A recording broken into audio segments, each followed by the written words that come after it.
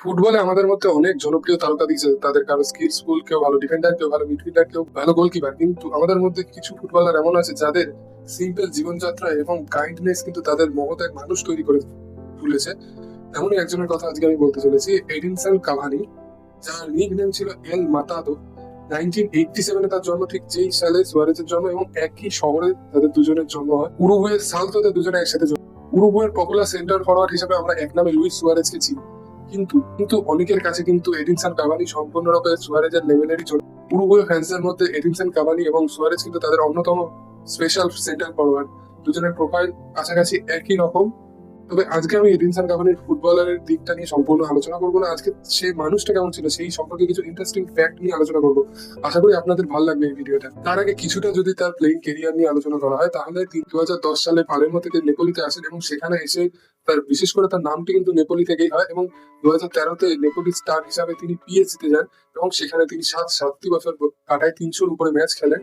এবং তারপরে তিনি 2020-তে চলে আসেন ম্যানচেস্টার ইউনাইটেডে। সেখানে 2 বছর খেলার পরে 2022-এ তিনি চলে আসেন ভ্যালেন্সিয়াতে, এবং সেখানে 1 বছর খেলার পরে তিনি আবার চলে যান কিন্তু বোকা জুনিয়র্সে। এখনো পর্যন্ত তিনি বোকা জুনিয়র্সে আছে, সেখানে তিনি নাম্বার 10 জার্সি পরে খেলেন।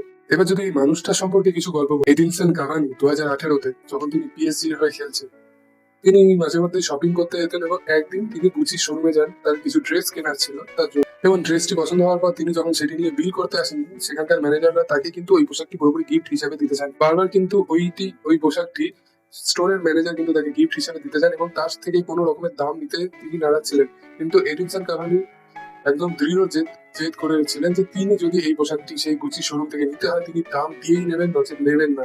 এরপরে সেখানকার কর্মীরা বলেছিল যে পিএসজির অনেক অনেক বড় বড় প্লেয়াররা সেই গুচি স্টোরে আসেন, এবং গুচি স্টোর থেকে তাদের যে পোশাক পছন্দ, সেই পোশাকগুলো তারা পিএসজির প্লেয়ারদের উপহার প্রায়শই দিয়ে থাকেন। কিন্তু কাভানি এক্ষেত্রে কোনো মতেই নারাজ ছিল। তিনি যদি পোশাক ওখান থেকে নিতে হয়, তিনি দাম দিয়েই নেবেন। এবং সেখানকার স্টোরের প্রায় সমস্ত কর্মীরা কিন্তু অবাক হয়ে যান।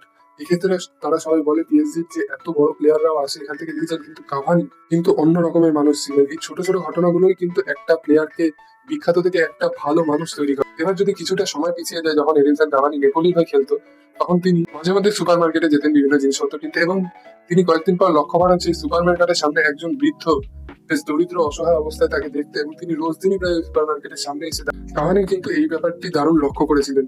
তিনি তারপরে কিছুদিন দেখার পরে কিন্তু গিয়ে সেই বৃদ্ধ মানুষটির সঙ্গে ভাব জমে, তার সাথে কথাবার্তা বলে, তাকে খাবার কিনে দেন। এই পর্যন্তই না, এমনকি তাকে রেস্টুরেন্টে গিয়ে দুজনে একসাথে আড্ডা জমিয়ে খাওয়া দাওয়া করতে, এবং কিন্তু কাভানি সেখানেই থেমে থাকেননি। কাভানির নেপেলস এর বাড়িতে কিন্তু এই বৃদ্ধ মানুষটিকে আমন্ত্রণ করেন, এবং সেখানেও তারা একসাথে গল্পগুজব খাওয়া দাওয়া করেন, এবং তারপরে কাভানি কিন্তু সেই বৃদ্ধ মানুষটিকে তার একটি অত্যন্ত প্রয়োজনীয় কাজে নিযুক্ত করেন, এবং অত্যন্ত ভালোবাসা এবং তাকে সম্মান করতেন কাভানি সেই বৃদ্ধ মানুষটিকে। এখানেই বোঝা যায় যে ফুটবলার হিসেবে হয়তো কাভানি অনেক গোল দিয়েছে, হয়তো সুয়ারেজের থেকে পিছিয়ে, কিন্তু মানুষ হিসেবে সেদিনই কাভানি প্রথম গোলটি করেছিলেন। কাভানি সম্বন্ধে পিএসজির কিছু স্টাফেরা বলেছেন, কাভানি কিন্তু শুধু একজন সুপারস্টার হিসাবে খেলতেন এমনটাই না। কাভানি কিন্তু পিএসজি সমস্ত স্টাফ, এমনকি হাউস কিপার যারা ক্লাবে দেখাশোনা করতো, বৈশাখ করতো, সমস্ত প্রায় স্টাফেদের সঙ্গে কাভানির কিন্তু খুব ভালো সম্পর্ক ছিল, এবং কাভানি কিন্তু প্রত্যেকের নাম জানতো। এটা কিন্তু সুপারস্টারদের মধ্যে খুব দুর্লভ ব্যাপার। কাভানি কিন্তু এই সমস্ত বিষয়ে খেয়াল রাখতেন, এবং সে সমস্ত স্টাফ হাউস কিপারদের সঙ্গে বসে তিনি খাওয়া দাওয়া করতেন।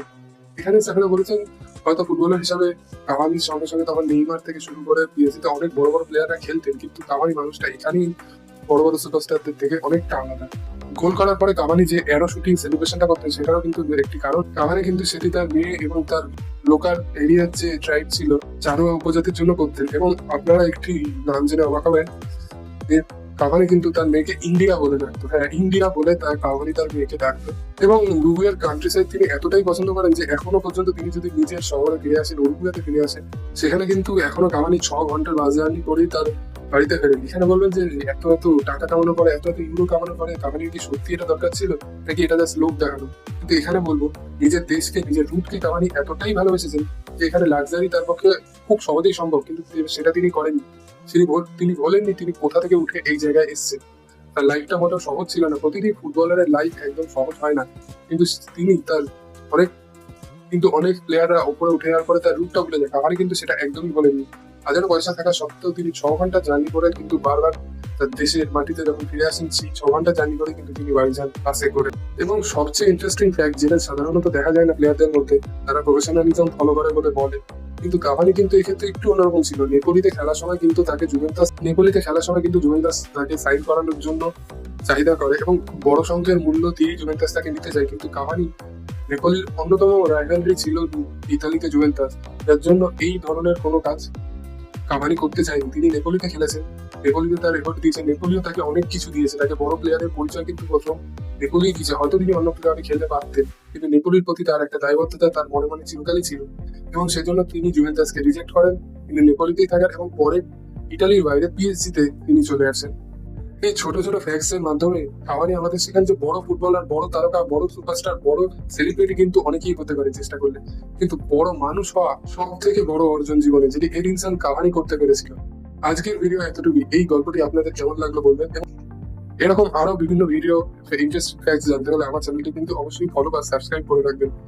এবং আপনারা আর কার কার বিষয়ে এরকম ছোট ছোট গল্প এবং কোন ক্লাবের বিষয়ে গল্প এবং বিভিন্ন বিষয়ে যদি ফুটবলের সম্পর্কে বিভিন্ন গল্প জানতে আপনারা ইন্টারেস্টিং হন, সেটিও আমাকে জানাবেন। আমি চেষ্টা করবো সেই সম্পর্ক নিয়েও একটি ভালো উপহার আপনাদের জন্য দিতে। ধন্যবাদ, ভালো থাকবেন।